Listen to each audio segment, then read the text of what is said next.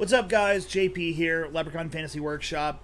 I am really sorry for the hour-and-a-half delay of starting the stream. For some reason, well, first off, I joined a gym today, which I gotta shed my COVID weight that I put on. That is a lot. Yeah, so between that and then I got back, I would have made 8 o'clock, but something apparently the encoder of my stream system would not work anymore in what I use for streaming. So that took quite a bit of while because I just got this computer not too long ago and I've never had that issue. And so I really am sorry. I do try to always be on time or, give you guys a heads up. And I, first bumped it from 8 to 9 and then from 9 to, 9:30. So that I apologize. It won't happen hopefully in the future. The gym membership took an hour longer because I had to get the membership and then, actually working out. So, yeah. So more to come on that. But sorry again. I feel really bad. Yeah, we've got some actual fun stuff planned today. I am going to do the unboxings. I know we did an unboxing earlier this week. I think it was Tuesday. And so the rest of that order from Miniature Mart came in, and I did get another brick of the Tomb of Annihilation. So pretty excited about that. We'll do the unboxings, and then, get some inspiration from the miniatures. I will tell you guys exactly how I plan encounters, and we'll do an encounter build, maybe more. And so it'd be fun to go off the miniatures and go, hey, well, I've got this, how can I use that, like that kind of thing. So we're going to get right into it. I'm going to switch over to the other cameras so you guys will be able to see the actual unboxing because it's still wrapped up. You can see them behind me. They're still in there. Cool cellophane, whatever you want to call it. Yeah. So, I'll tell you right now, I'm very excited. I really hope to pull Azarak out of the Tomb of Annihilation. That is, I'm not saying that's the only reason why I bought a whole brick, and if you're like, well, you could probably bought the miniature for, Azarak's like $40. The brick was like 80, so, I mean, 50-50, it's actually better than 50-50, but whatever. Man, it's on sale. And I work really hard, guys. I work really hard. So yeah, we're gonna get into it. It's gonna be a lot of fun. For me, I don't know about you. I hope you have fun. Let me know in the comments if you want to see something more. Again, but I'm here for you guys. Let's get into it. So, bear with me. I'm gonna switch over the camera so you guys can get the desk side view, and we will have some fun. See you in a second.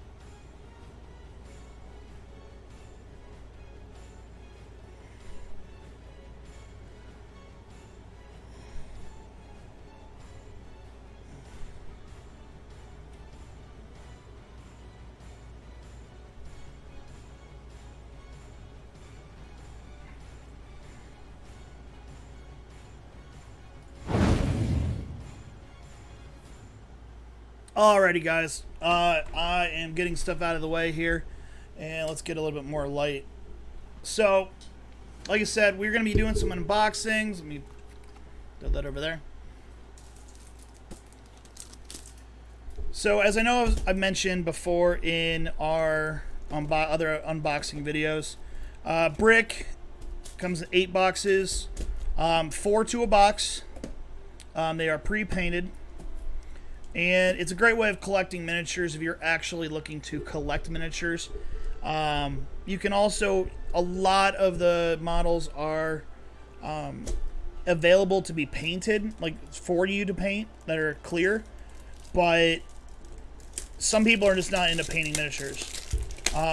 of all the stuff that I build, paint... Hold on, let me rip this open so it's not messing up the mic.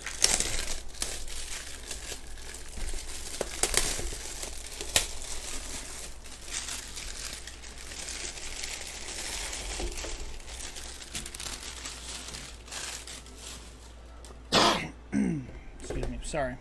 So, what I was saying, painting medium and tiny miniatures is probably one of my, I don't want to say least favorite things to do. I mean, I love the whole D&D thing in general. But the painting the small stuff is a utter pain sometimes, especially because when you're like me and you're buying several, you're trying to plan, like, I mean, imagine getting, 8 cobalts for, if you don't have any cobalts. Painting those little guys is, and wanting them to be, table decent is a challenge. So, but if you buy the pre-painted, again, you're paying for that, but those are also collectible. I'm sure the pre-painted, if you do a good enough job, or the unpainted, are collectible as well. But so on the boxes, I actually don't have like almost every single thing on this side. I would be thrilled. I would like to get more of the drone. I only have one. I already got Misk and Boo, so I don't really actually want one. I'd like some more of the... I need a lot more water folk, if that makes sense. Some things I can use in the... And I'm very excited. Bones is shipping officially today. Reaper Bones 5. They've been on Twitch today doing their orders and stuff. So I've been watching that with the anticipation because I have a lot of water stuff coming from there. But I will have to paint it. So already, very cool pull. I have one of these that I did paint. But this is now collectible. And I don't have to paint this one. Very, very cool. Merilith, which I believe is a named character. Oh, there's a official mobile source. I'll have to check that out. Never gotten one of those before in one of the boxes. So, all right. Like I said, and with these boxes again, you're guaranteed one large or bigger in some of the cases, depending upon. And there you go. I think it's is that the Duodrone. So we got the Duodrone. So cool. Already, right off, starting off strong. And if this is the Raptor, we've already got 2 of that side. Yep, there's a Raptor.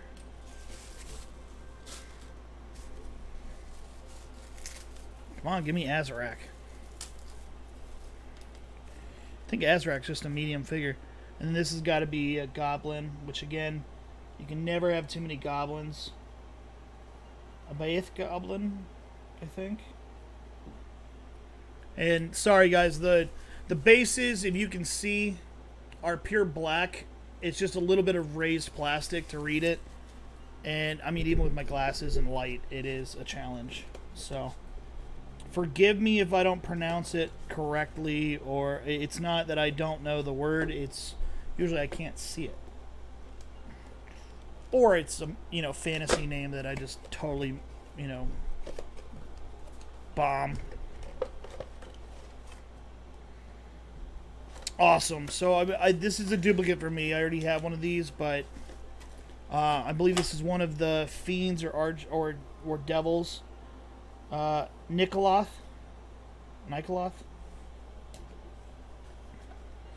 And we're going to be doing what I will be giving you guys a close-up. It's just I do 2 boxes, so we can move this along a little bit more quickly. It looks like we've got an invisible figure. If it's Azarak the Invisible, and I don't have Azarak, I'm going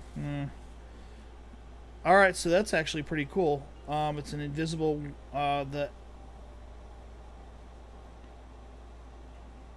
I never can say these. It's not Azamar, but the Ashara? It's like the bird folk. And I do have a number of those miniatures. I don't have an invisible. And I know a lot of people don't like invisible miniatures. I do. Awesome. One of the crab folk.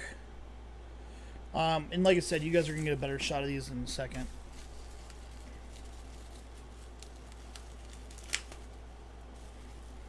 I'm excited. Once we get these boxes done, I can actually go through and redo my storage system. This looks like a named character, a shadow mantle. Probably some wizard or sorcerer figure. So let's get these on the pedestal of power.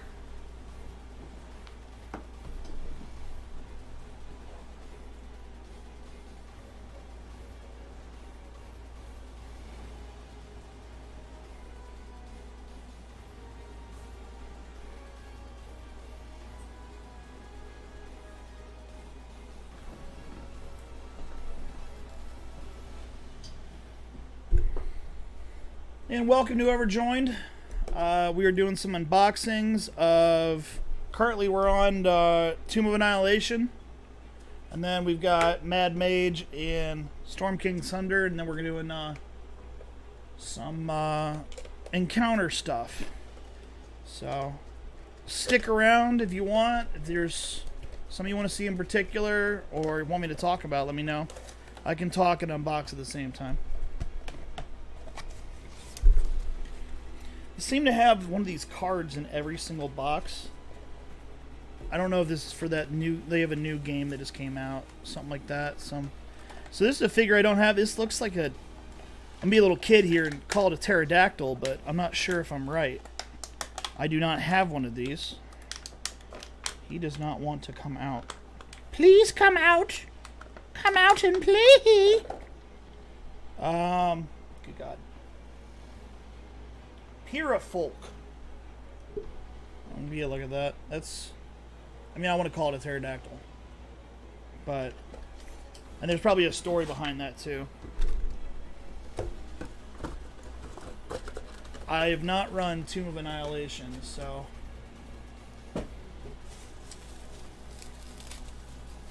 I think I have the book, though. I'll have to look through it. This looks like a Planet of the Apes kind of guy. A Sioux monster.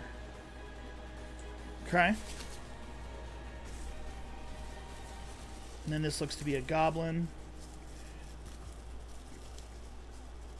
Once you've unboxed so many things, yeah, this looks to be some sort of specialized goblin. A Beath goblin. I like a different variant of goblin. Same thing with kobolds and gnolls. Getting different variants of them. You can use them in different regions or something like that. Very cool. This looks to be some sort of druid figure. This is a named character, apparently. Okwasha. Hope I'm pronouncing that right.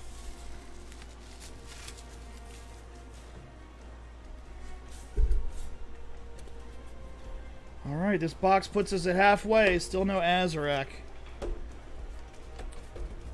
And if you guys... I keep on mentioning Azarac. If you guys don't know who that is, Azarac is the... In Tomb of Horrors, he is the big bad enemy guy. He is a demi-lich. But I don't know if Azarac in Tomb of Horror... Or in, I'm sorry, Tomb of Annihilation is the same. Just because... a demi-lich is like a flying skull. So this is one of the genies, a Deo. There are 4 types of genies. Fun fact: if you ever watched Aladdin, if you're a big Disney fan, in Disney, the genie. I think I mentioned this before. The genie is a wind genie, which would make him a djinn. And the Jafar character, when he becomes a genie, he is a Afridi. I think I'm pronouncing that right. I don't know if I'm pronouncing that right. It's a fire elemental genie. So yeah, this would be like an earth elemental genie. This is a red cap. I like to think of them as like. There you go. There's another Minsk and Boo. Don't have a problem with getting a duplicate of him, but because I think he's a rare character actually, a rare figure. But I want Azrak.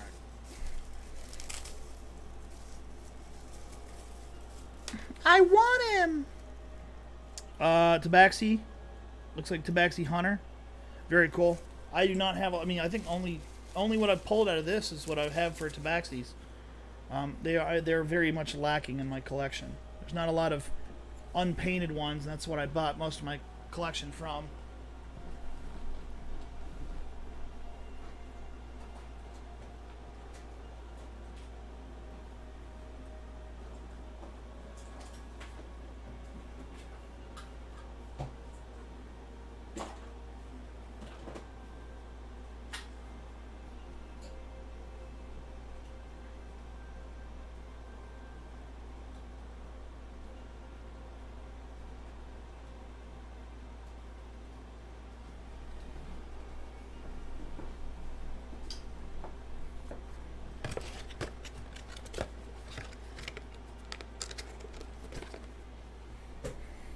Okay.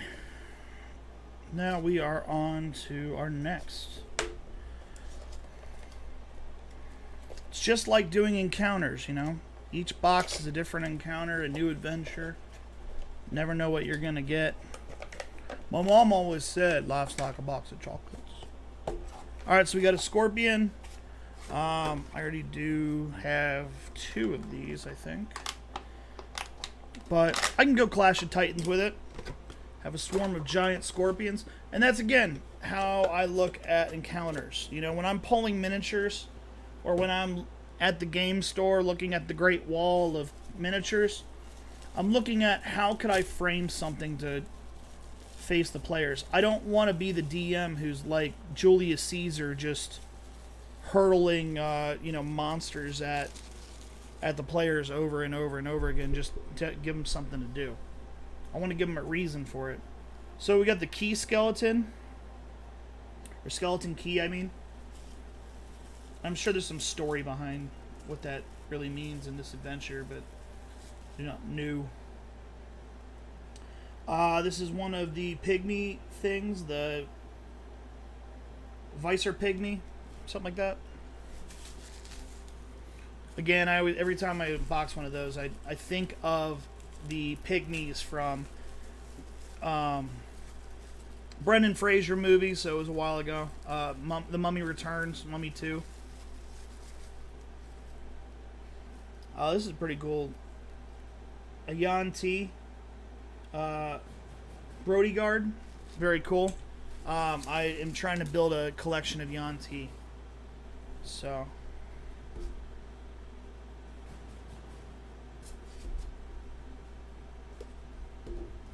I know I mention this with every unboxing.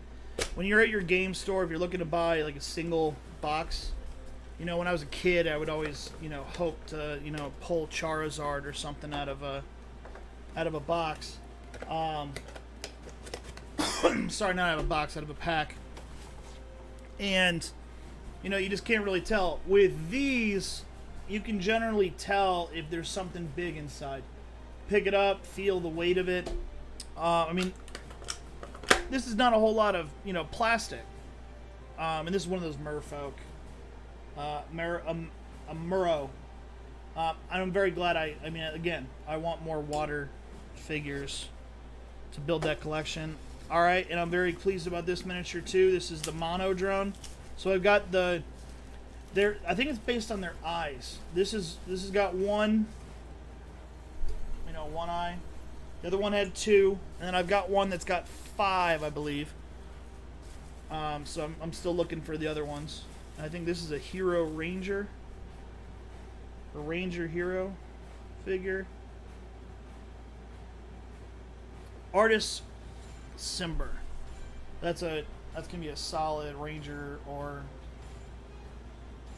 hunter-like figure for a player.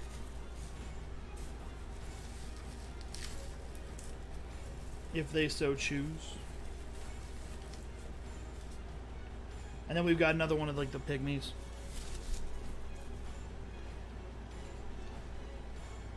Down to our last two.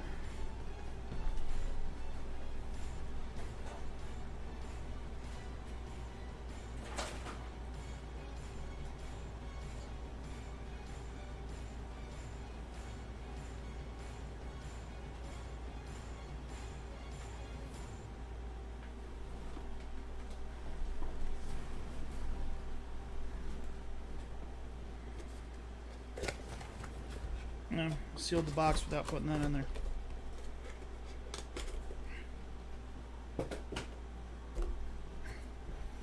Oh, I don't know if we're gonna get Azarac, guys. I just don't know. I mean, I'd love to make it, you know, that I pull him out of the last box. I just want to pull him. I don't care when it is.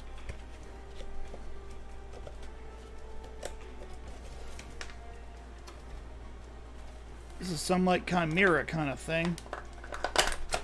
Looks like a cheetah with like a Medusa, like snake head thing going on.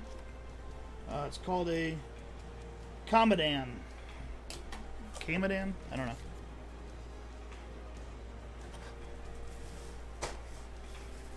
Looks like we got another one of those lobster folk. Very cool.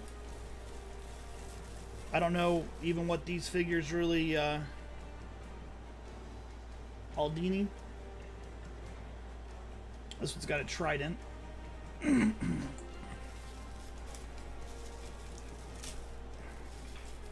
But with them, it's cool to be able to have several, build a court, that kind of thing. Or I do not want to have one of these. I think this is a rare too. Ultraloth. Kind of reminds me of the Martian Manhunter from DC Comics.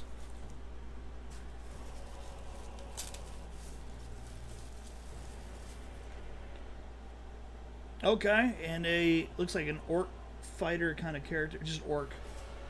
Very cool. It's a solid box there. All right, hopes and dreams in this one, Azarac, hopefully. I think he's a miniature or a medium size too. Again, if you don't know, you know D&D, you got your bases. This is a large. This is a medium. That's how they're sized, and then the size smaller than a medium.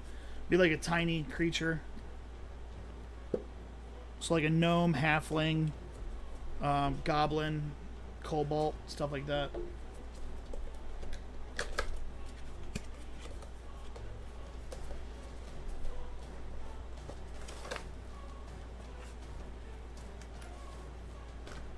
And this is...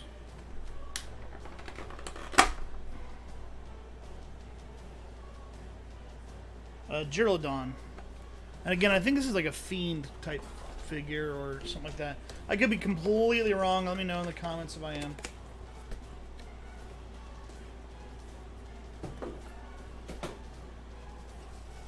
I don't know, guys. It's not looking too good for my Azarac Lich figure. It's alright. So we got another skeleton. This one's got a shield. Very cool. Got a lot of skeletons in my collection. A lot of undead. We got another one of those lobster folk, it appears. Again, I said I wanted a lot of those, and wish granted. And our final miniature from the set. Drum roll, please. If I could get them open. Come on out of there. That's kind of cool. I do not have one of these. It's like a fire newt.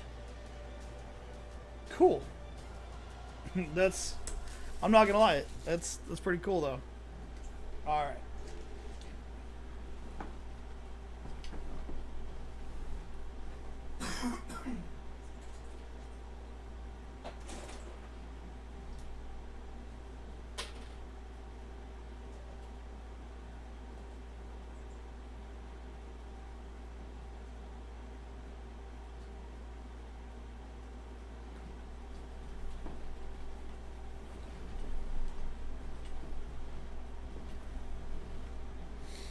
Alrighty. We are now on to the Dungeon of Mad Mage. I actually have a lot of these miniatures already. simply because I didn't paint them. But this is something I did on a video that I'm still editing. But another way to get miniatures other than buying boxes. Hold on, let me get this out and then we'll talk.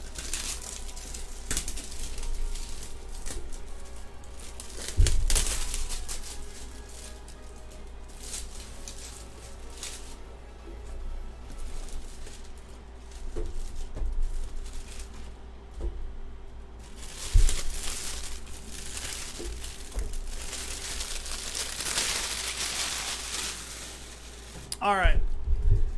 You'll also notice these boxes are bigger. You can get huge miniatures out of this set. Very cool. So I actually have most of the miniatures out of this set just because I bought the game board set, which comes with about 40 miniatures. They are unpainted. They're molded in like a solid plastic, and they do have fixed bases that are kind of similar to these than the unpainted, because the unpainted have bases that you have to glue them on. But if you're looking to start out, that's actually my recommendation. Is getting if you're a DM looking to start out, look at the board games first, because it's like I can't remember what all of them cost. I think like the first one I got was like $60, but it came with like 40 or 50 miniatures. Now I did have to paint them, but 40 or 50 miniatures, that's not too bad. Alright, very cool. Right off the bat, a huge. Notice how the base is so much bigger. Figure is so much bigger. So I believe this is a Behir. It's like a frost creature that if I remember correctly, the story is that the giants created these things to, I think, fight dragons or something like that. Like they were literally engineered to sniff out dragons. Dragons are like the arch nemesis of giants. There you go, a gray ooze, cousin to like the black pudding. This guy just came out. I know this is a human storm sorcerer, so a wizard or sorcerer figure. And then I think it's the death cleric. An elven death cleric, I think. Elf cleric of the grave. Cleric of the grave, sorry. Very cool.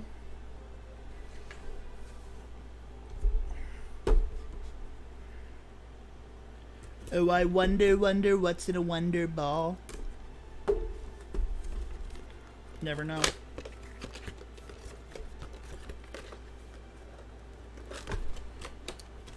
What's it gonna be? Whatever it is, I don't have one. I think it's a fairy dragon. I think I'm right.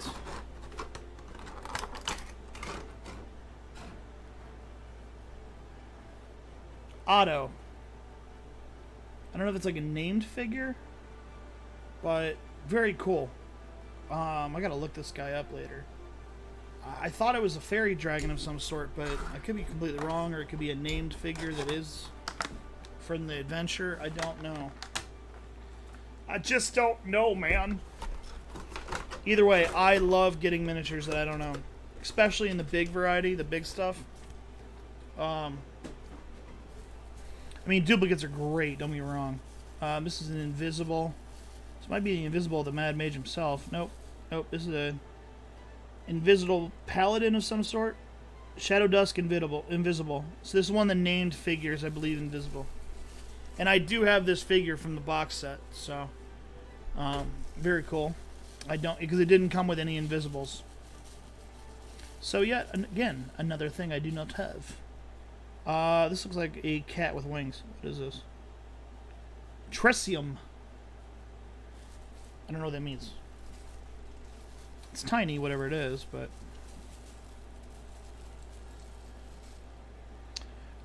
this is a miniature that I think most people hate. It's a falling, it's like a piercer. It's like a falling stalactite. There's stalagmite. I know there's some like limerick or something like that.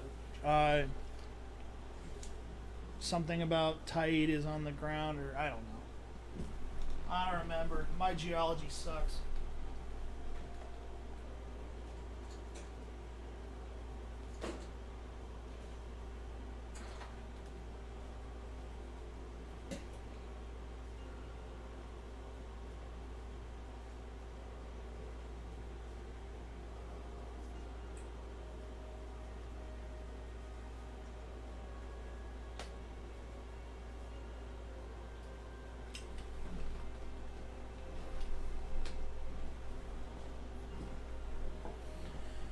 Alrighty.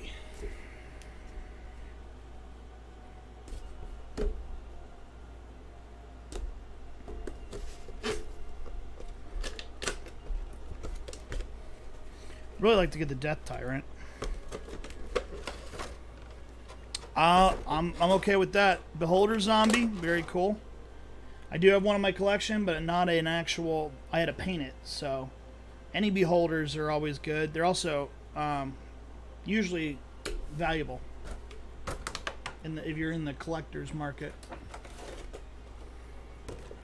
It's very well done too. That's a solid looking mini. Like the paint job so far of all the sets I've opened, there's nothing I've really been upset with paint wise. Of just like that's just god awful. Why'd you do it? I think it's a flying sword. Yep. So little sword on a base that flies. I think it's one of my favorite miniatures, a Revenant. It is, and it's in a pose that I don't have. The one I have, he is holding a noose.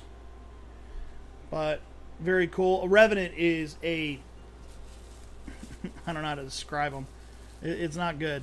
It's a wizard figure, an archmage. A Revenant is like I don't you think in like Leonardo DiCaprio, that movie. I mean, it's similar in concept, but not. A Revenant is somebody who was. It doesn't have to be that they were actually wronged. It could be that they feel that they were wronged in life, so much so that they come back as like an undead monster that just wants revenge. That's all their whole. For a year, their whole life is set on getting revenge. Is this skeletal minotaur or minotaur skeleton? Cool, again, another miniature I do not have. That is always what the goal is. Keep the collection going.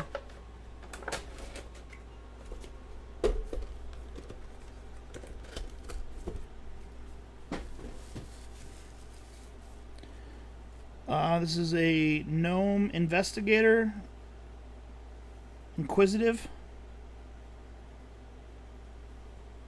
Very cool. Very, very cool. And I know this figure very well. Thug.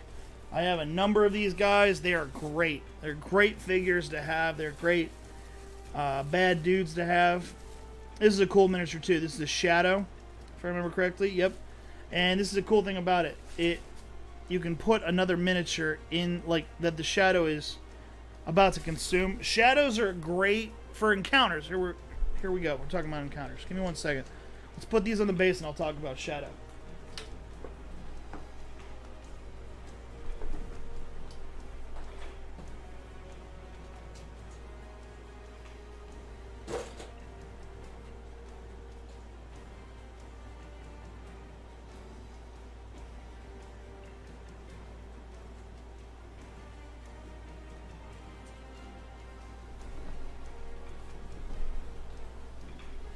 Alrighty, sorry about that. So a Shadow is one of those great miniatures that,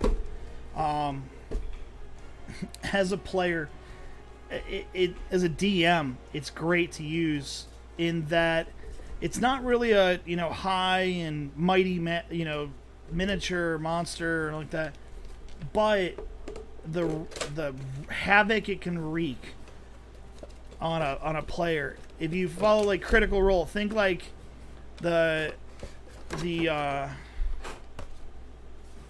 what was that thing called? I don't want to say Mind Eater. I'm trying to think of what the I have like tons of them, but I can't think of what it's called. Like Grog in one of the very first Critical Role, might be in the first campaign, like the first episode, might be in the second. Grog gets hit by a low-level, I think it was a Mind Devourer. I think it was Mind Devourer. And it leaves them like unconscious, and the players have to try and revivify them, and they're low-leveled, so they're not really able to. It really limits options. Shadow is one of those things that stalks a player, they're not aware of it, and it gives. They're not going to have a good time. This is a cool miniature to have. Scaladar, I do have a version of Scaladar that I painted. It came with the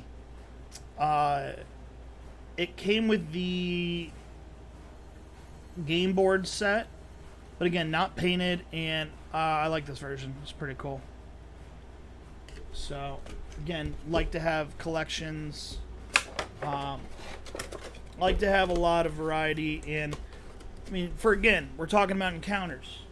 I can use this one and the one that I have, and my players could enter like a dwarven ruin or something like that. And maybe these are, I mean, they're mechanical, so maybe it's a sentry that, you know, the dwarves had made, and now that they're gone, for whatever reason, it's something your players have to deal with. Here's another thug, different variety. He's got a yellow cloak and a mace. So, you know, what's cool with that, if you have a number of thugs, let's say you have 3 that have green cloaks and 1 that's yellow. You can have the one yellow as the leader, that kind of thing, to distinguish them. Or not at all, just, you know, variety of thugs. This is a grung. Yep. Little frog people. Always makes me think of Battletoads every time I pull one. If you know what I'm talking about, Battletoads, great little show, like when I was a kid. This looks like a flesh golem, but it's kind of small. Flesh golem, okay. I have a way bigger variety, like a large of it. But that's cool. I like having a medium variety. You know, maybe some hag made it out of, and you know, it's not huge or large. So that would give it a different stat block. It would be, you know, less challenging for. I like variety.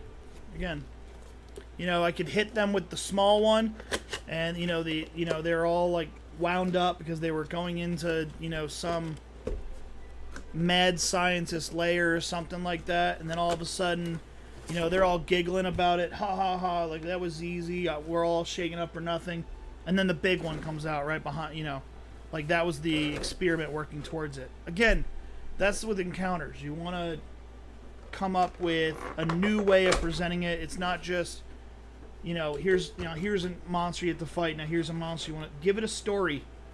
Why is it there? How does it fit into the story? Meredith or Muriel. I don't know the story behind this figure at all. I've never really seen it. I have 2 now, but I got to use them now, right? But I feel like this is a named figure. I wouldn't be able to. I could find a way to hit him with 2 of them. Got a lot of scorpions, right? So maybe there's some sort of like cursed scorpion lair. You know, kind of like the Yanti or something like that. Cool, another gray ooze. I do like to have a bunch of oozes. Black puddings, that kind of stuff. They're great to have in bulk. This looks like of our invisible. This is that Shadow Dusk. This could be a Death Knight figure. You could use this as a paladin. You could use it as a adventurer, sorry.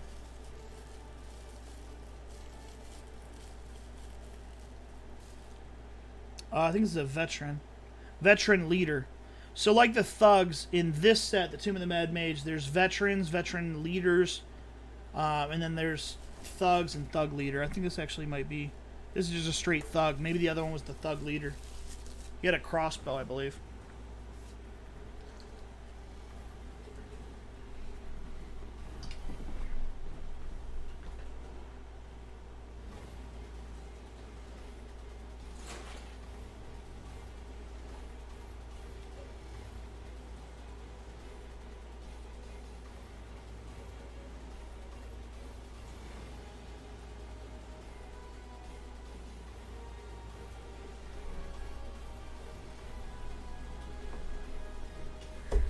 Alright, we're down to our last two. Still like to pull the Death Tyrant, honestly. This is a heavier box, too, so...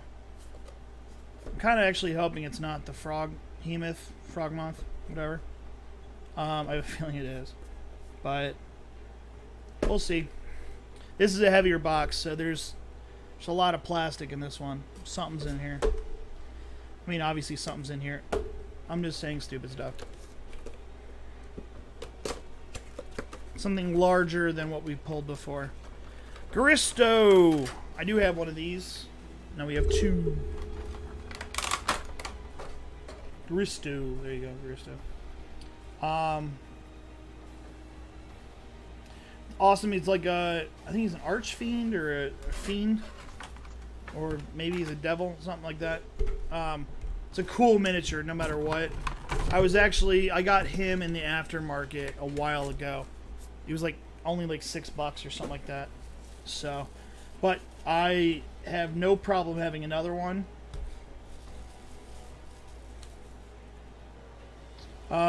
This is a Tiefling of some sort. Tiefling Battlemaster, very cool. I have this miniature, but I did not do such a good job of painting it as this. This is actually an upgrade for me. I like that. I like the shield. When I get a shield, I just paint it a solid color. I don't do designs and stuff. I like that. This is, I believe, a veteran. Yep, so there's the... If you see the veteran on the platform right now, he's got 2 swords. The single veteran just has 1. That's a big axe. A berserker, very cool. I do not have a berserker in my collection. And we're on to the last box of the Mad Mage. Moving right along, right?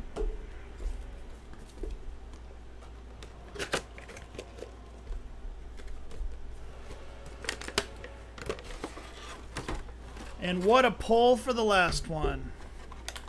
A Death Tyrant. So this is like another form for the that the Beholder comes to.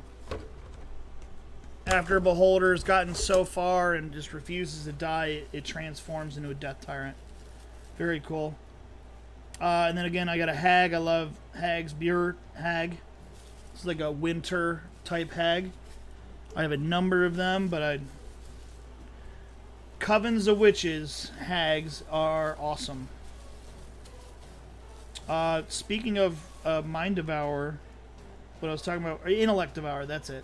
Intellect Devourer. I know it's really, really small. It's like a brain with like 4 legs. That's what it looks like. Yeah, so in Critical Role, if you've watched the first campaign, that is what took down Grog in the very beginning. It ate its brains, man. And we got another Thug. Very cool. Solid. Solid. So I got a lot of duplicates in there, but like I said, I had bought the box set a long time ago. But the next set I do not have. I've never bought before. So we'll see what comes in.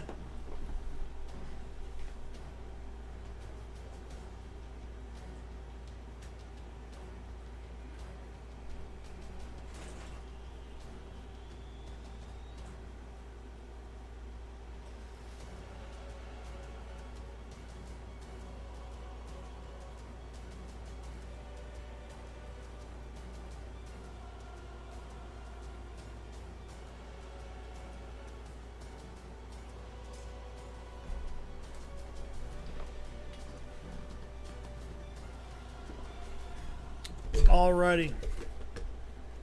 On to our last brick. Very excited. Storm King Thunder. So I imagine, I think this is a giant heavy campaign, to be honest with you. I could be completely wrong, but I think this was a giant heavy one. Bear with me as I rip plastic.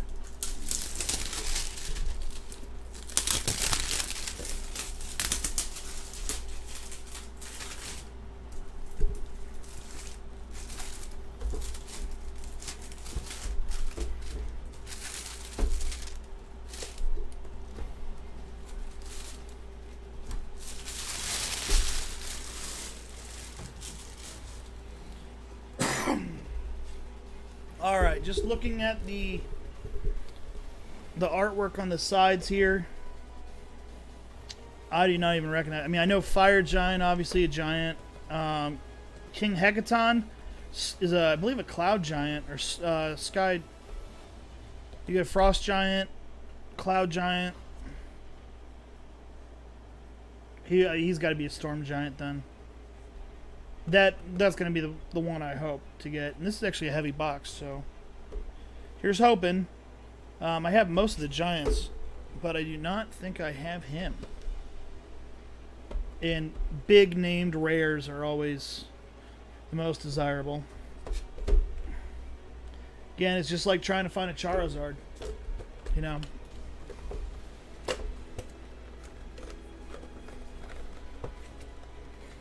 Oh, well, there you go. First pull of the evening of this set, and what do we get? We get the king himself. Long may he reign. That's awesome. That is a hefty miniature too.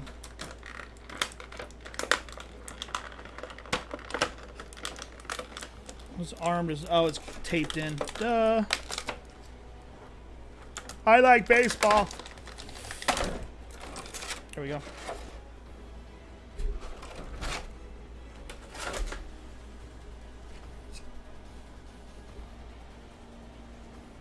It just pops in there, yeah. Awesome. That is an awesome pull. First pull, I imagine it's got to be a rare. And that's just an awesome miniature. Solid, heavy. I do have all the variants of Giants for the most part, but it's just cool to have like a named big N and also just have more of Giants. I love them. A Grinsey Monk. So I imagine that there's like a monk order in this adventure that monk belongs to. All right, well this will fit with my whole grung thing. A giant frog. Just a giant frog. Be good if I have a druid character turn into a giant frog. I've been looking at I don't know if you guys are the same, but I've been looking at the polymorph set. This is just a giant squid. Dark Mantle, huh? Looks like a squid, but it's got like 8 eyes or 9 eyes or 12 eyes or whatever going around it. It's cool. Kind of like wait, all right, this one weighs a lot too. Seriously, that first one was just straight up by law. I mean, you guys have to know that. I mean, I had to cut the packaging. I mean, now I'm doing the weight technique. So again, see which weighs more. There should be something big in here. There you go, Hill Giant. Something big. Oh, get out of there, buddy. It's got that big old pack. I have one of these things. I love them. Love Hill Giants, and I'm so glad I got another one because they're like the lowest level of all the Giants. So, you know, your players run into, 2 of them, 3 of them. Make the encounter, a challenge. That's another thing. It's one thing to pump up its stats, but another thing to when you have 2 Giants taking them on at once, and they're, 2 orders of initiative. It's one thing if the player gets knocked out by, oh, well, 1 club hit it. When you got 2 clubs swinging, you might do a lot more damage. Azir. This is cool. It's like a flaming dwarf-like figure. I don't know anything about them.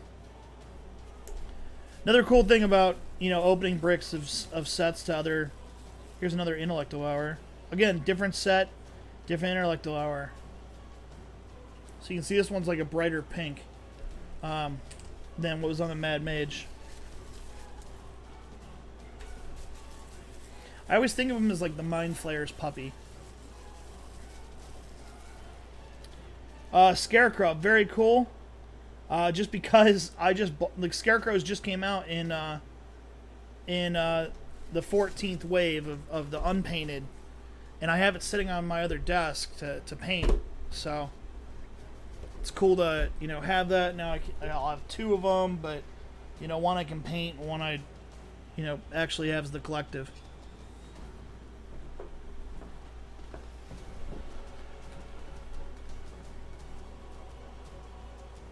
Let me adjust that camera a little bit so you can see these big guys. There wasn't any big guys before.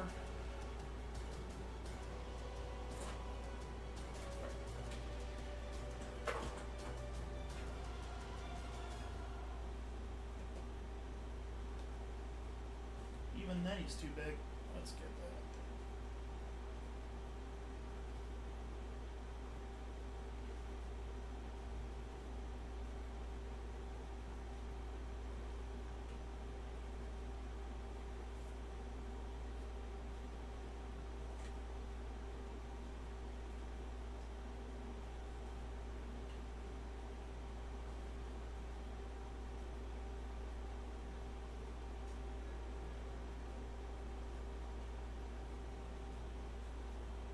Just an imposing figure right there.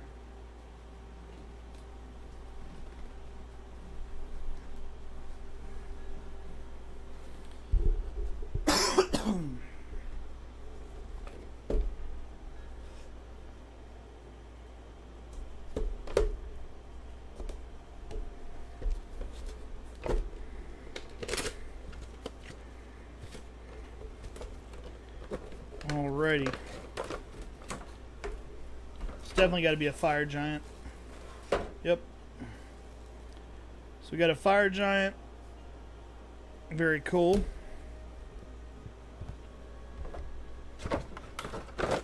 So here's what I'd recommend too. If you're looking to collect the giants, maybe grab a brick of Storm King Thunder.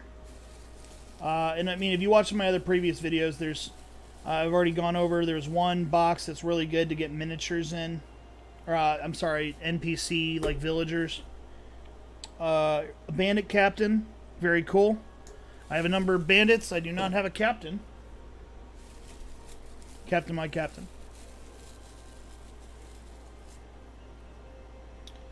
This is very cool. It's like a longbow. I cannot pronounce that. That's a named Kazi Athrandia, something like that. Although it's weird, it's on a tiny base. So she's like smaller than like the medium humanoid figures. This is a solitary bat, I think. A homunculus. Okay. I guess you could also use that as a bat figure if you wanted to.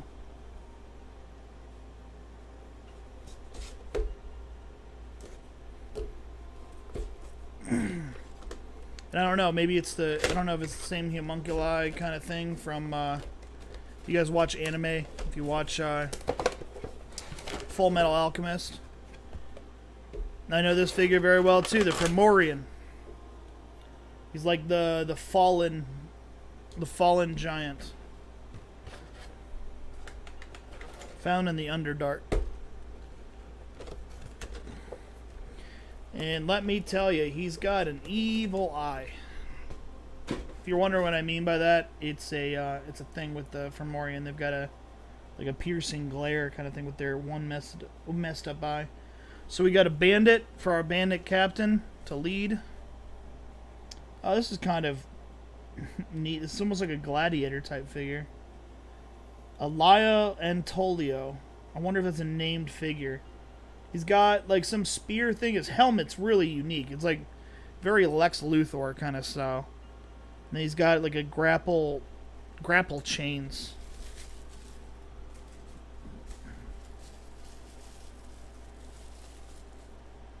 Here's another duplicate of that longbowed elf. So maybe I could use them in like in the Elven realm as NPC figures. Am I missing one? 1, 2. No, we're good. Okay. One of them must have fallen out while we were doing that. I don't think I've ever had it where I was short a miniature. Not gonna start now. Oh, the king's hand fell off.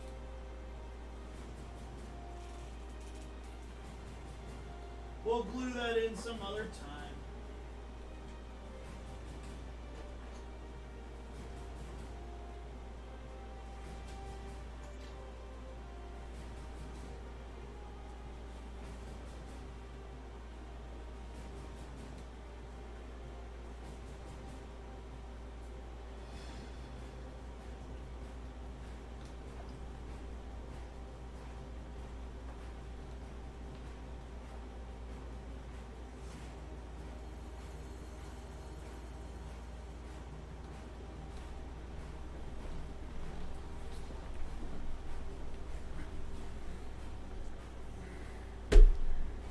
Alrighty.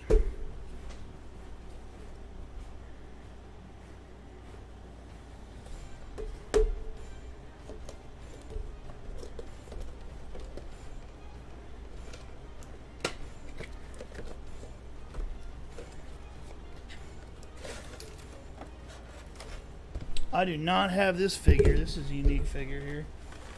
Oh, it's like a female version, like variant of the Frost Giant. That is awesome. Seems to be leaning really forward though. Might have to run her under some hot water. Bend her back a little bit. Stands alright though. Very cool. This is a night hag. I love my hags. This is like some sort of sprite-like figure. Oh, it is just a sprite. There you go.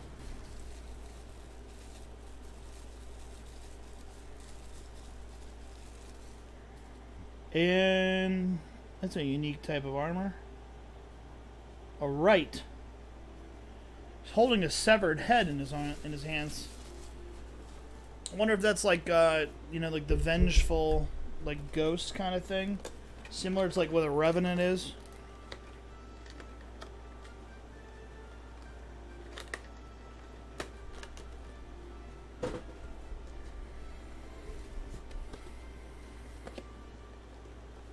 So you guys have been noticing too, the in this set and in also Mad Mage, you get, you know, there's a number of biggins.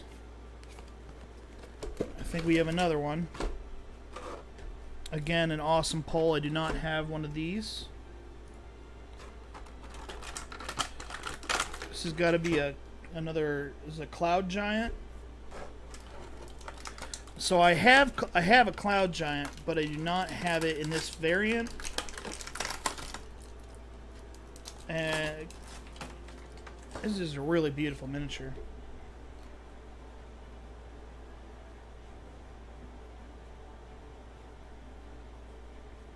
How does your arm go in there? I thought I had it right.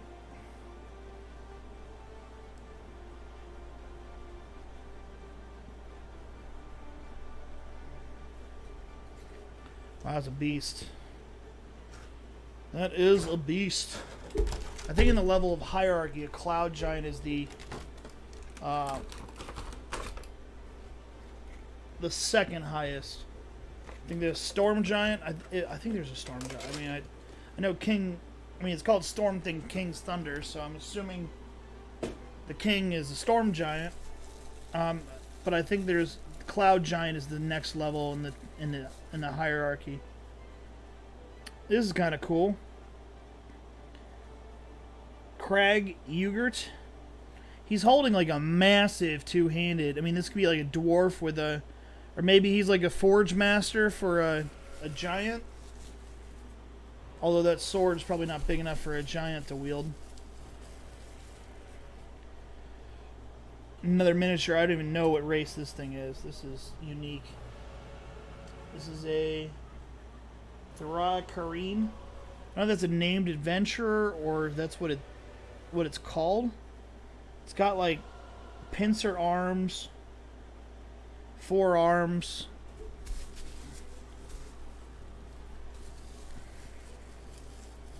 Looks like we got another homunculus. Or no, this is a sprite. It's 2 sprites. Very cool.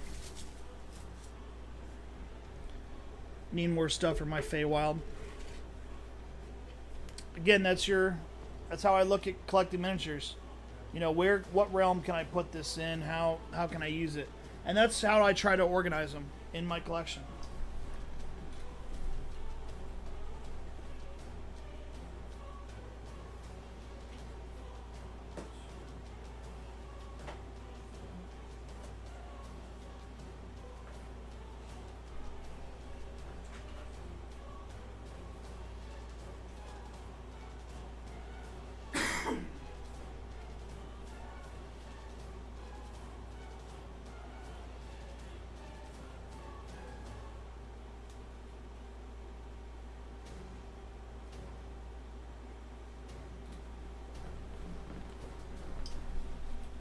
So we've still got 2 more boxes to go for Storm King's Thunder, and honestly, I think I pulled, to my knowledge, everything but I think I pulled every type of giant except for a stone giant.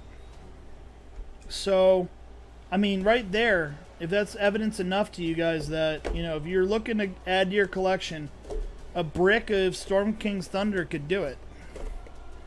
So out of 6, I've gotten most of them.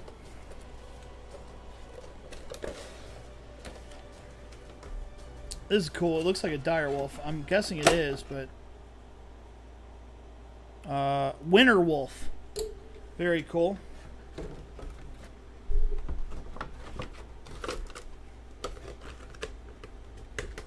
And I believe they redid the Winter Wolf figure too later for there's 2 winter box sets that just came out not too long ago. Icewind Dale, I think, was one of them, and there's a new one coming out. I don't think it's been released yet. Snowbound. So they need to add some more snow figures.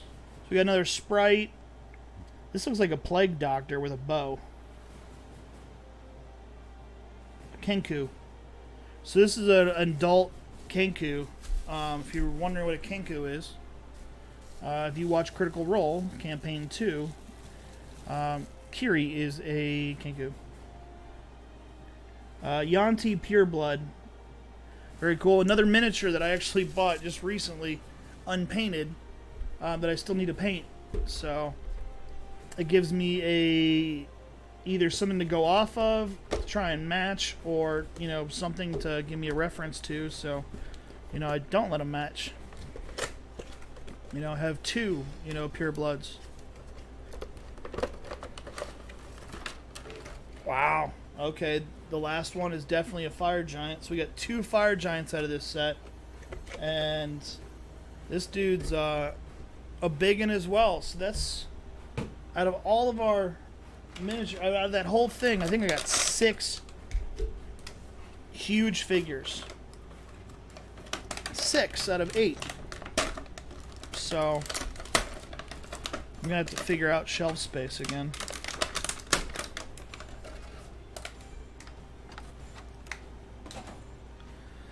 Gonna have to figure out the shelf space. Let's put his weapon in there. It's cool. That's like my 4th fire giant that I've got. Again, can't have too many. This is a cool guy. I have one of these, but he's Euclo, something like that. He's I think he's a devil, or he's a archdemon or something like that. Not arch, probably. It's not arch, but he's a fiend or a devil or something like that. Craig Ungar Invisible. So this is Invisible, that figure I said, you know, has a giant 2-handed sword that could be like a blacksmith of a giant or something like that. He's got to be a named figure. There you go. We got another Yanti Pureblood, and this one's in purple, so maybe I'll do the other one in red. Very cool. Very, very, very cool. Alright guys, so let me throw these guys on the base. We'll fix the camera up here. We'll get on to more adventuring.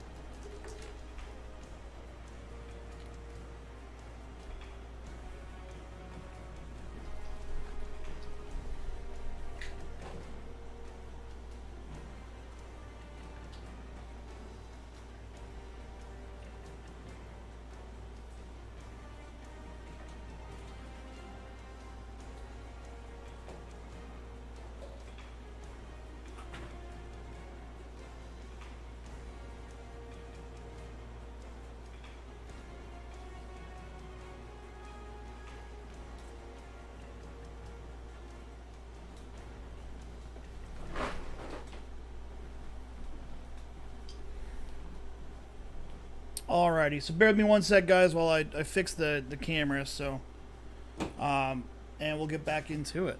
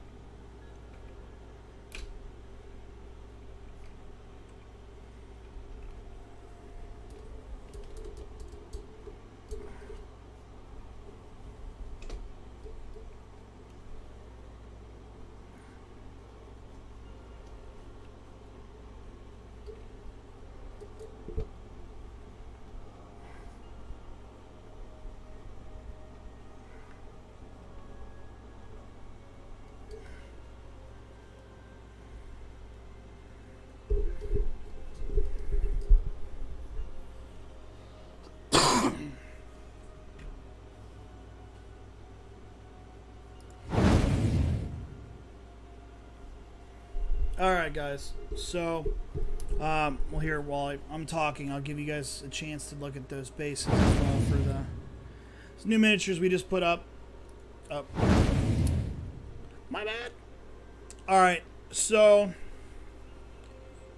talking about encounters, what we kind of went into. Again, picking encounters is one of those things where it's not like, oh, well, my players are in the forest and, you know, they haven't fought something in a while. Here's 20 goblins to throw at them. I mean, you totally can do that, but, you know, you want to kind of look at what's the motive of, you know, how does this add to the story, you know, or does it take away from the story? You know, if you're just giving them, it's like going to, you know, if you guys remember from, you know, I'm sure you were everybody's gone to school, and at some point you had a teacher who you just thought were just, you know, filling in busy work. You know, well, I want you to do this just because I want you to not have a night. Sure, we've all had those teachers. That's how I look at it with an encounter where a DM is just trying to throw something like, oh, well, here, I didn't want to come up with anything this weekend, so here, let me throw this at you. You don't have to plan some, you know, my planning sessions are literally like 45 minutes to 30 minutes or something like that. A lot of the stuff I do on the fly, but it doesn't have to be a, you know, huge main quest that they go on just because of one encounter. You can do that, absolutely, but you don't have to. But I would recommend whenever you do play an encounter, you know, want to ask yourself, you know, is this right for the terrain? First off, like, you're not going to have a beholder just floating around in the forest. If you read the description, I mean, you can. It's your adventure. You can do whatever you want. But most monsters fit certain terrains. That's, if you use D&D Beyond, you look up a monster, it'll tell you what you know, this is from the Underdark, this is from, you know, this is from the water, you know, realm, this is from forests, this is from mountains, this is from yada yada yada yada yada. So I always try to pick something that does make sense, like it should be there. I mean, if your players are running through the forest and they run into a pack of dire wolves, fits, right? I mean, that's something. They're running a goblin infested dungeon with some bugbears. Again, you can hit him with dire wolves. Bugbears could be keeping the dire wolves as a 3 or 4 or 5 of them as a kennel. So you're looking at, I mean, for like gnolls, I like to use, I don't want to use wolves. I like to use hyenas. And there's a hyena miniature now, but there wasn't in the past. And so what I did is I just bought a pack of wolves and I just painted them as if they were hyenas. So I mean, there's a bunch of stuff you guys can do for your quest lines. I had my players early on in the quest, they hit a goblin pack that was ambushing them, and they left a goblin alive. It was like 8 or 10 goblins I think they were fighting, and they left a goblin alive. They captured one, and of course I named him Bob and the Goblin because I'm a child. But they had this, and they asked the goblin, and just by asking him and going in, it turns out that the goblins had been forced to ambush. I mean, the goblins are not nice to begin with, but they had been oppressed and forced to do ambushes for a pack of gnolls that had taken over their encampment. So I just built an encampment. Had gnolls running in it. There was a couple goblins, but not so many because gnolls will eat their own. So, I mean, if the goblins don't provide, they'll eat the goblins. And then when the players took on the gnolls, they noticed there was no treasure. If the goblins have been getting treasure for the gnolls, and the gnolls are mainly like we want food kind of people, then where's the treasure going? And then I gave more clues that the gnolls were in the employ of a dragon, and so the gnolls were forcing the goblins to get treasure, and the gnolls were taking that treasure to a dragon as tribute, so the gnolls would be fine. So very Bugs Life, the whole not caterpillar, the crickets, impressing the ants, so on and so forth. And then the goblins the players help the goblins overcome the gnolls and all this other stuff. Simple encounter that turned into something more. There was a story behind it. There was a reason, I'm not saying you have to write a huge backstory for everything. You can come up with different things that will make your game, so my players have been in the Underdark for a while. While they wander through the Underdark, now there's a bunch of big fights that I have already planned for the Underdark, but, you can hit them with the choices, I'll use a movie that I really thoroughly enjoy, the new It movie, It 1 Part 2 and 1 and 2. And there's a scene that replicates in both 1 and 2. And both times it's Hader's character, Richie Thompson. I think it's Thompson. Richie. And it's always somebody else too. I forget who it is. I think it's Eddie and Richie. And 2 times they approach a door. It's a 3-door monotony kind of thing. And it's like one's scary. One's marked scary, one's marked not scary at all, and the other one's marked like very scary or something like that. And they have to pick. And both times, if you ever watch the movie, the first time they pick, it's like the ghost of Betty Ribson, like her waist up. She starts screaming and they freak out. And then the second time they open the door, it's just her legs, the other half of her, as adults. So, little continuity there, if you guys watch them. So, yeah, you can do stuff like that. Give them a 3-door Monty. It doesn't have to be 3 doors. It could be 2. You're walking through this passage and you see it split off. There's a passage to the left and the passage to the right. And if you, Tolkien did it. You got, the Mines of Moria. Gandalf forgot which path to take, and, he ultimately decided, after several hours of sitting, I imagine, it's this way. And they're like, you remember? And he's like, no, it just smells less foul down here. That's how he made the choice. So you can hit somebody with that, and if they go the wrong way, there's some, big bad creature behind the door, essentially. Doesn't have to be a door. Cavern, woods, pathways, whatever.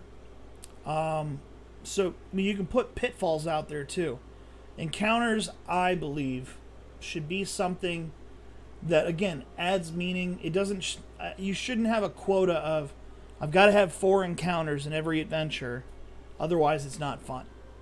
It's totally fine to have an adventure, a session that doesn't have any encounters. If your player's on a shopping spree and that kind of stuff, they could have encounters, but they don't have to be fighting. It could be something like, they're wandering through and they run into a fortune teller, and you prepared some sort of, tarot card reading or fortune that creates a prophecy or, provides some backstory. That's all you. It's your chestnut. It's totally up to you. So, yeah. That's the thing with encounters. Like I said, you can try to have some meaning to it, try to have some backstory. You don't have to write out some huge thing with encounters.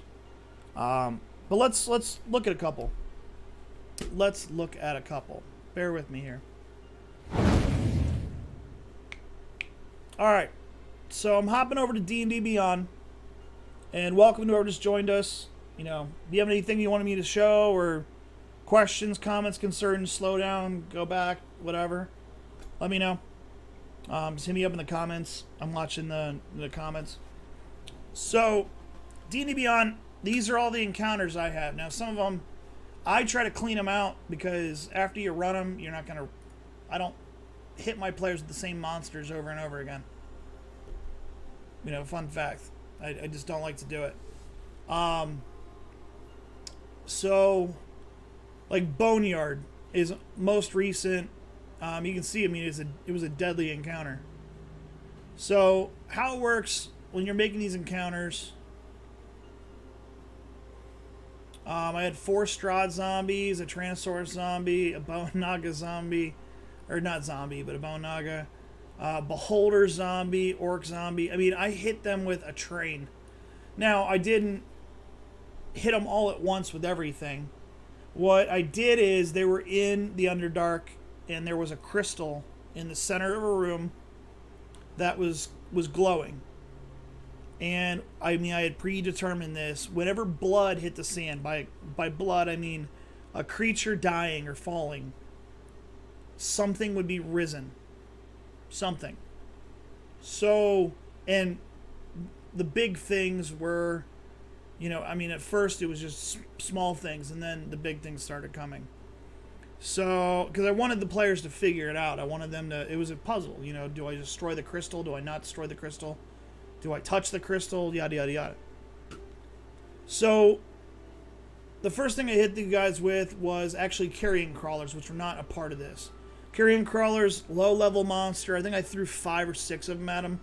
I have a ton of those miniatures, and, they wiped them out, no problem. I don't think the carrion crawlers even touched them. And they're all, laughing, giggling, yada, yada, yada. But they already kind of knew there was something going on. They did not enter into the area. They didn't want to. But the problem is, they killed all the carrion crawlers by range. They still died. Their blood spilled the ground. And the gem was a necromancer gemstone. So, the first, 4 that dies, for sake of the fight, what I did was let them fight the carrion crawlers, finish that off.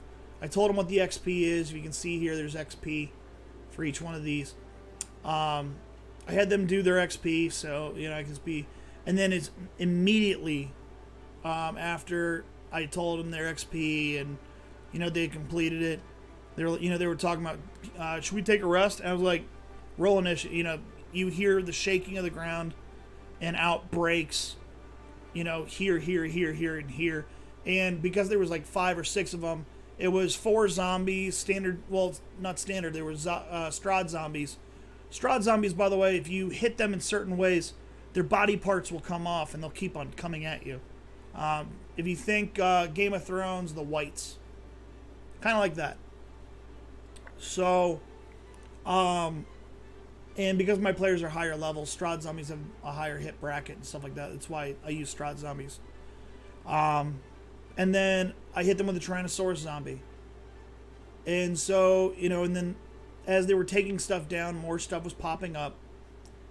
And then, hilariously enough, the Beholder zombie wasn't meant to come unless one of them had fallen. And they literally took out all the zombies. Outstanding, great, and then one of the players goes, I want to touch the gem. It was like a pure necromancer evil gem.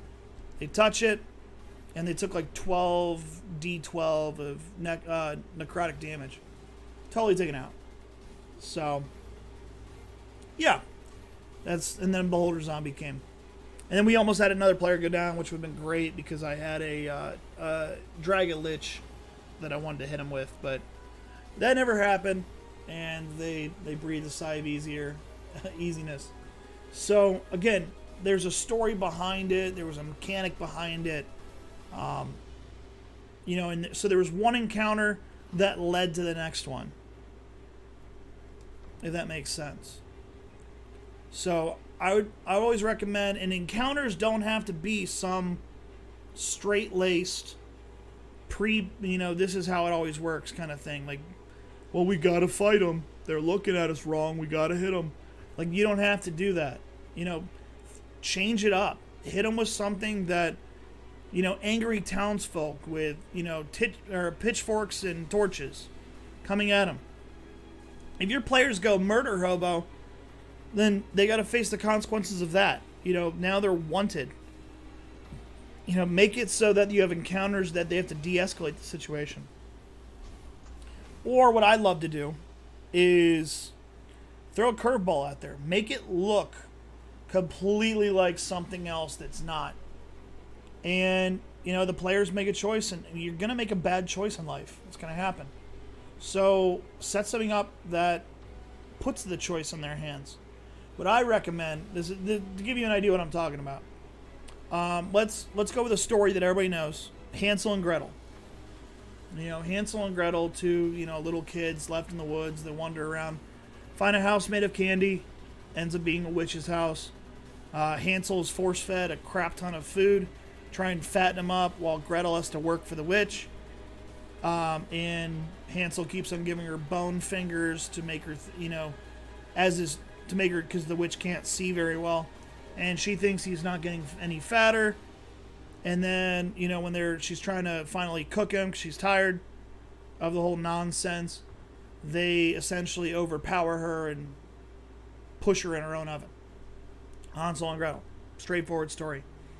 Now, that story is used in a bunch of other media, and there's a ton of twists to that story. So, first twist, horror movie, Darkness Falls. Great movie. If you haven't seen it, I love it. I love the movie. It's great.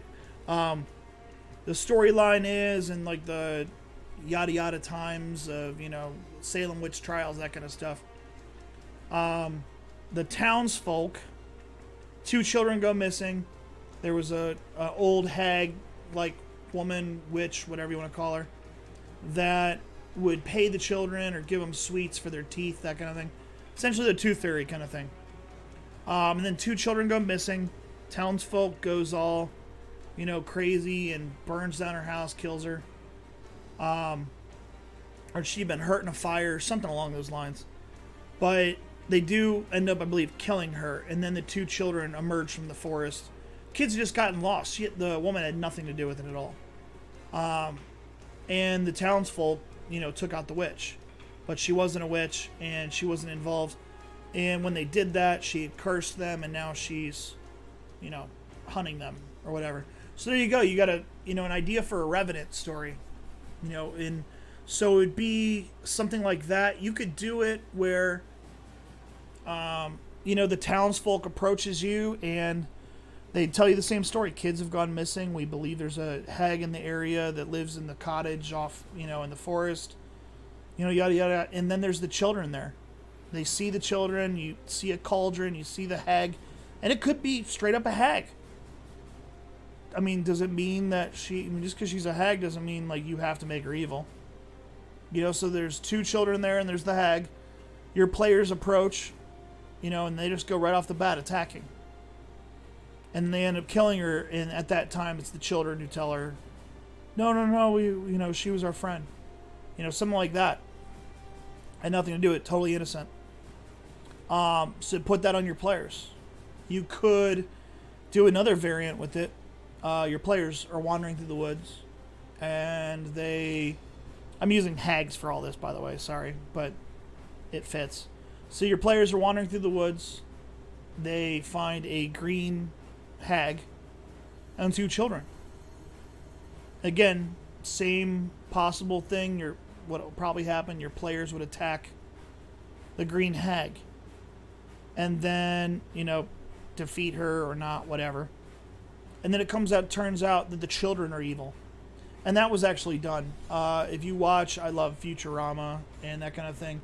And there's a spin-off of, I don't want to say a spin-off of that. But it's made by the same folks. It's not Futurama. It is, oh God, this is going to drive me crazy. Hold on one second. I'm gonna tell you what it is, because I will lose my ever-loving mind if I don't tell you.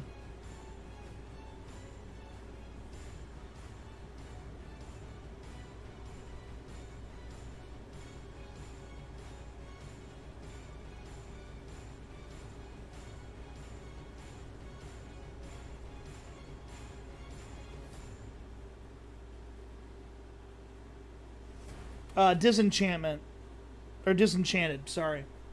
Disenchanted. That actually happens. There are hilariously enough, Hansel and Gretel, the two children, are like Hannibal Lecter type, like cannibals.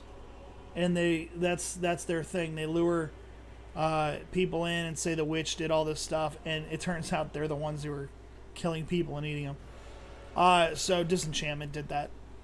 So that's another thing you can do. I mean, it could be, the children could be vampire spawn or vampires. It could be, you know, or they're not children at all. There's something else in a guise or glamour or disguise. It's your story. You write it, you tell it, you come up with something. So, yeah. I mean, I know I said we'll put into some or like that, but really it is. I mean, using D&D Beyond is great for coming up with a way to, you know, make an encounter. Sorry if I keep on looking up. My screen with D&D Beyond is above my head. But, you know, we can go create new. And let's just, I mean, so you've got the filters here. You don't have to always filters, but, you know, monster type, it'll give you the types that you can pull up from. You can have your environment. So like I said, like if you're trying to stick with forest, boom, see how our list is dramatically just changed. You can have it so that, I don't know, you're, you know, what you can make it so this thing will only recommend the books that you own. I mean, there's a ton of books. If you don't own the book, I will tell you this now, you can buy the monster if you want the stats for it, that kind of thing. D&D Beyond is a useful tool. As a DM, I've made it my primary source. I do have a number of books in hardcover, but what I've done now is majority of the books I buy through D&D Beyond, just because it's more useful to have them and I can pull them up in 3 seconds. Your alignments, like I said, so you can, if you're looking for a monster, creature, or something like that, I don't really care about alignments. Alignments are your own to make. And then your homebrew is if I was trying to see some of the monsters I've created. So, you don't even have to do anything like, if you don't. So let's go with our green hag situation. There you go, green hag. It's Fey type. All you have to do is hit add. You can hit this plus to add more. And I will tell you, just so you know, right now, like my party's average level is 8. I've got 6 characters. You can pick what encounter, what campaign you want to do this for. It's going to do it for mine. So, don't think that a green hag, you send 3 of them at them, and it's an easy encounter. For my players, it's an easy encounter. But that's why I try to, mess with them. So, I wonder what it'd take to make it actually really dangerous. 10 green hags to make it really dangerous. So, I mean, it could be a coven of witches. Again, it's your story. Go hocus pocus. I mean, I love using source material from the media, that I've seen, movies I've seen, books I've read. I mean, it doesn't have to be all original that you came up with. So, 3 witches, coven, hocus pocus. Make it 4. Think of the craft, in the 4 corners, 4 pillars, that kind of thing. It gives them power. So, and then, you could have, 2 children, but they're not children. They could be standard vampires, if you're making it difficult. So, boom, I just add 1 vampire. That makes it a whole different thing. Now, it's super deadly. It was already deadly with 1. I don't recommend adding 3 like this, though. And the reason why, let's make it 2, is I will show you here in a second. Let's go back to our hag. Here's all the hags you can use, by the way. Just by looking at this, now, I have a different way of looking at this because, no joke, my actual job is in what I do for a living, is in logistics. And so I work on essentially a dispatch board all day long, and I read code. So when I look at this is actually kind of what our dispatch board is how it's organized. So, the CRs, that's what kind of tells me. So I could use the beer hag, which is like a snow hag. Anise hag, dusk hag, night hag. You can change it up. Green hag's one of the easier ones, challenge rating of 3. Sea hag, letter challenge of 2. You can change that also. Here's the coven variant. So let's actually just get rid of our regular green hag. Let's say your players are facing a coven of 3. This is what I would do. I would just hit this button 3 times. I want 3. The reason is, and I'll show you here. So you can name it. Call it Hansel and Gretel. Is there 2 L's in Gretel? I don't know. It's a German story. It's not giving me a spell check on it, so I think it's right. So here we are. Now, Hansel and Gretel, it's ready to go, ready to run. Each player would get 4,233 XP if they're successful on this. That's a lot of this is a challenge. This is a real challenge. Like I'm pretty sure this would kill my players. But again, you don't have to play it that way. First off, they only fight the green hags, and the 2 vampire children stand by acting innocent. They want you to kill the green hags. They want you, to cause that misery. And then you could, I'm not saying you're docking your players, but because they didn't fully investigate it, now, maybe that messes with their, how they view the world. Maybe they started out as good neutral, and now they're just a, chaotic neutral. Or something like that. I'm sorry, not good neutral. Like, chaotic good or something like that. And now they're a chaotic neutral. It could change, how they view the world, how they're perceived, all that kind of stuff. It could be that the 3, hags everybody knows about them in the village, but, your players stumble on them. And the fact that they murdered them now brings the law and whatever. So running the encounter, this is what I was talking about with, so here's my players. Their initiative. Now I have the auto roll for, I can roll or auto roll for it. So I auto roll that. Boom. The two children. Why don't we be going first? And the hags all have different initiative. Now if I were to go back, let's edit that.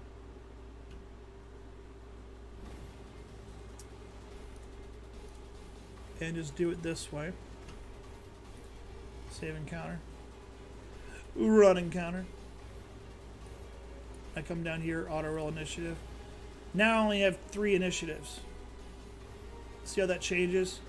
So my coven would all go at one time. I don't like to do that.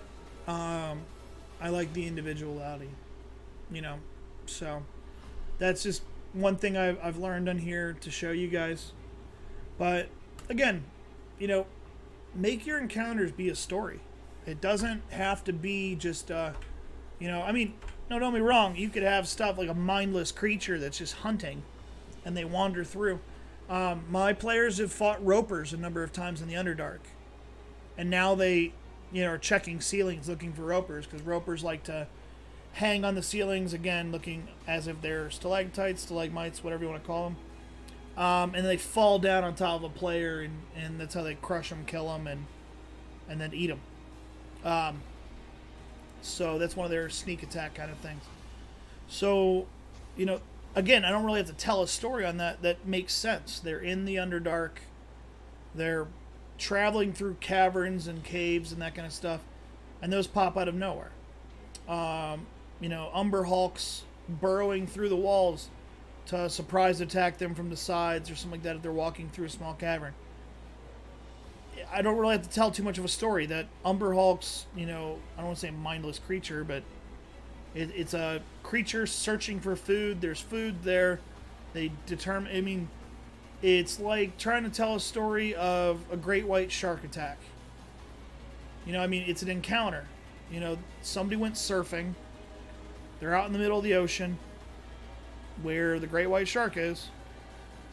Great white shark mistakenly thinks that they're edible. They are edible technically, so and he attacks. It doesn't necessarily always have to be that tells a story, but it makes sense.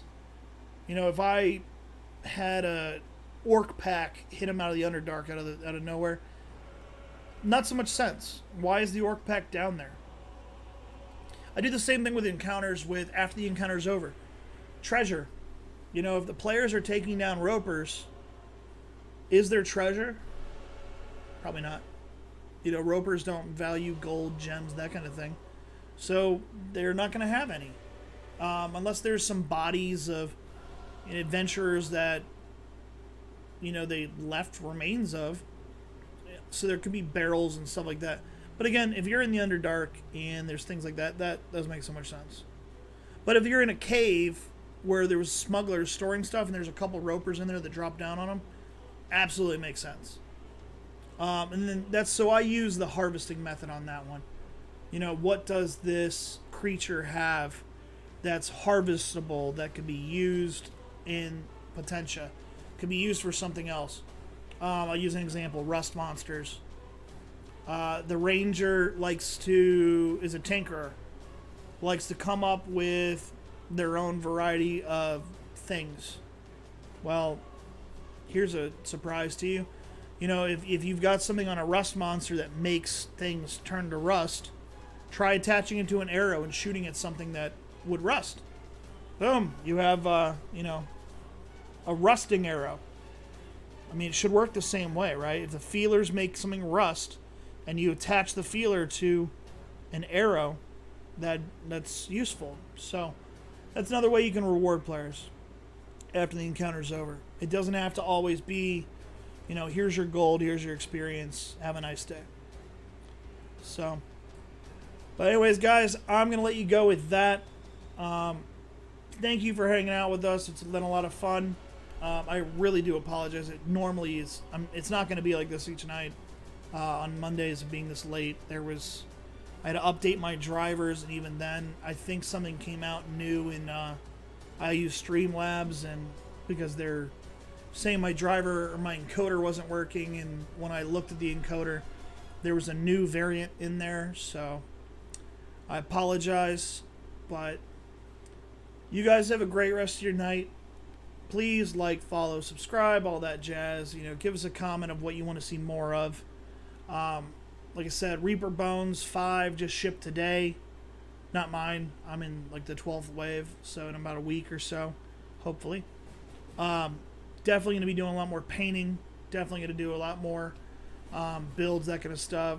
Let us know what you want to see in the comments. You know, if you give us a follow, you know, shoot me a message. I changed some things up so you guys could see.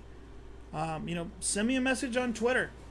Send me a message on Twitch. You know, comment on YouTube if you're on YouTube what you want to see.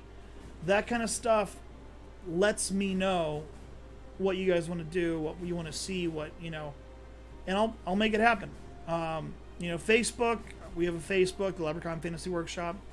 And I mean, for the Facebook, please like, follow, subscribe, join, show me what you're working on. Ask me, you know, or I mean, what you're, you know, I'm on a number of chat groups, 3D printing, that kind of stuff. I love it, you know, and I love to see what other people are doing. I learn from other crafters as much as I try to teach others. So, I'll see you guys. Make your adventures, make your adventures your own. You know, you're the crafter, you're the storyteller. You know, no one can tell you otherwise, so make it your own. You know, like I said, try and add some backstory to it, or where it comes from, or make it make sense. So, I'm JP with the Leprechaun Fantasy Workshop. Again, thanks for hanging with us. You guys have a great rest of your night, and I will see you